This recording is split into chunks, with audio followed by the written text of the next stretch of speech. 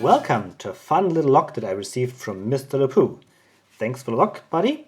You can see it's an EVVA, which is an Austrian brand, and the keyway looks really nice with all these peaks, with all these spikes left and right, but there is still enough room left here in this area to access the pins, so it's not a really difficult pick.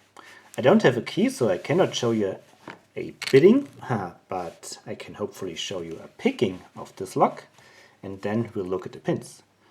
I use a Peterson pry bar to tension the lock to the left, and I use this Sparrows hybrid to pick the pins. So apply tension, and yeah, one is the first binder. Got it. 2.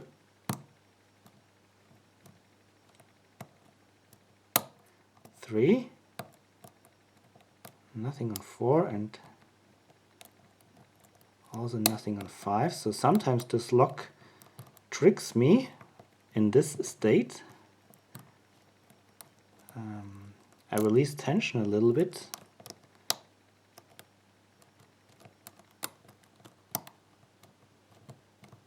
Maybe I have something overset, so okay, 1 came back. 2. Not quite sure it's 5, so maybe I could set 5 now. Let's check 1 again, and 2 came back, and we've got a false set now. I think 3 wants to be picked, getting counter rotation, and now 4 wants to be picked. I think I got it. You heard a very sharp and loud click, but I think 1 or 2 popped back. It was 2 and also 3, so I have to pick it again, and we've got an open.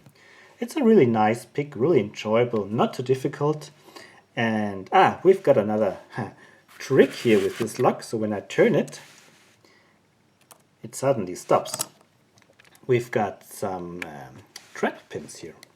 So now it's locked in place again, and what you have to do, you have to use your pick and scrub here in this area, and then usually it gets free. I've not yet figured out where the position actually is exactly, but it doesn't take too long. Oh, I shouldn't lock it back up because I don't have a key. So usually it takes some seconds, as you have seen, and then the lock gets free again. So let's open it up and look inside. I expect to find at least 2 spools, and the rest might be standard pins.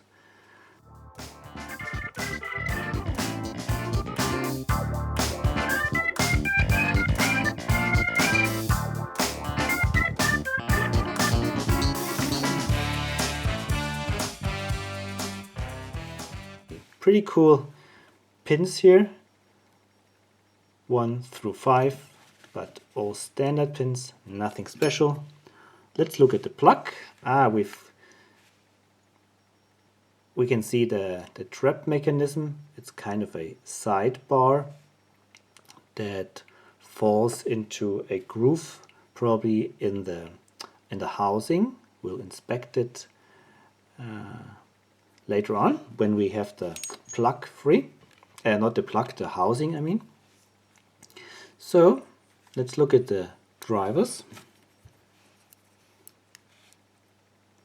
One is a standard, very long and shiny, really nice lock. Oh, that's a long spool in 3, and I think we find another spool here in 4, yes, and another spool in 5. Wow. Let's dump out the springs. So here we have the plug, and there is this groove. We've got 2 grooves actually, but it locked in place only once.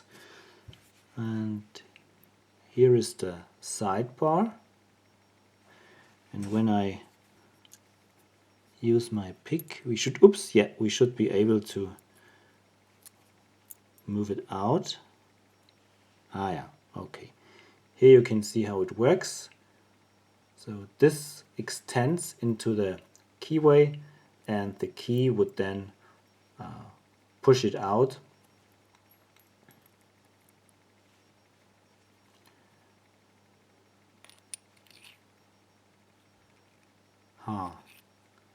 Not quite sure why this locks into place in this orientation.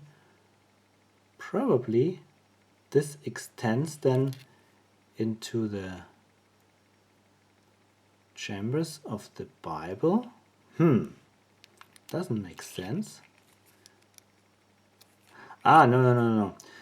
The driver pin extends to in this area, and then it blocks the movement of the plug. And what you have to do with your pick or with the key is to move the middle part out of the way. There's this little button here, this little pin. You need to find the exact place. You can move this out, and then here this portion gets flat, and the driver, which was then pushed in this area before, gets pushed out, and you can continue turning the plug. Yeah, that's how it works. Alright, pretty cool lock. Maybe we quickly reassemble the plug to see the effectiveness of the pins. So, okay, that's not effective in terms of a spool, but it's still blocking the plug. Here we've got the spool effective, as we have seen from the counter rotation. Same here in 3, and 1 and 2 are standards, but they are also effective as the key pins are very short. Alright, so that's now really it. MrLupooo, thanks again for the nice lock, and everybody else, thank you very much for watching. Happy picking, and bye bye!